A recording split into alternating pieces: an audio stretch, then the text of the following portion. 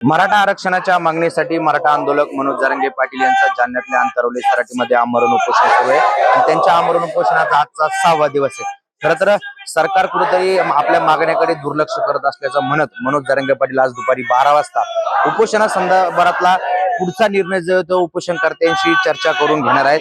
तत्पुरते आपण जर पाहिलं तर मराठा आंदोलक मनोज जरांगे पाटील यांच्या आमरण उपोषणाचा 6वा दिवस आहे आणि कुठेतरी 5 दिवसांमध्ये सरकारनं जरांगे पाटलांच्या आंदोलनाकडे दुर्लक्ष केल्याचा आरोप देखील काल काही महिलांनी केला होता। काल महिला देखील आक्रमक झालेल्या आपल्याला पाहायला मिळाल्या होत्या। आज देखील आपण पाहू शकतो की या ठिकाणी अनेक मराठा कार्यकर्ते जे आहेत ते देखील आक्रमक झालेले आणि कुठेतरी जरांगे पाटलांनी उपोषण सोडून मुंबईकडे कूच करावी अशा प्रकारची मागणी जी आहे ती मराठा आंदोलक या ठिकाणी करताना पाहायला मिळत आहे।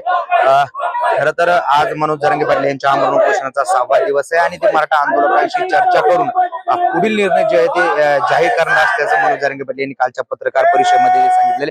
त्यामुळे नक्की आज मनोज जरांगे पाटील उपोषणासंदर्भात काय निर्णय घेतात हे देखील बघणं महत्वाचं असणार आहे। मनोज जरांगे पाटील आमरण उपोषण मागे घेतात का? आज दुपारी 12 वाजता ते मराठा आंदोलकांशी चर्चा करून पुढील आंदोलन दिशा काय ठरवतात हे देखील बघणं महत्वाचं असणार आहे। अक्षय शिंदे, साम टीव्ही न्यूज, अंतरवली सराटी, जालना। देश विदेशातील प्रत्येक घडामोडींचे लाईव्ह अपडेट मिळवण्यासाठी आता साम टीव्हीच्या सर्व सोशल मीडिया प्लॅटफॉर्मला लाईक, फॉलो आणि सबस्क्राईब करा। तसंच सर्व नोटिफिकेशनसाठी बेल आयकॉन प्रेस करायला विसरू नका।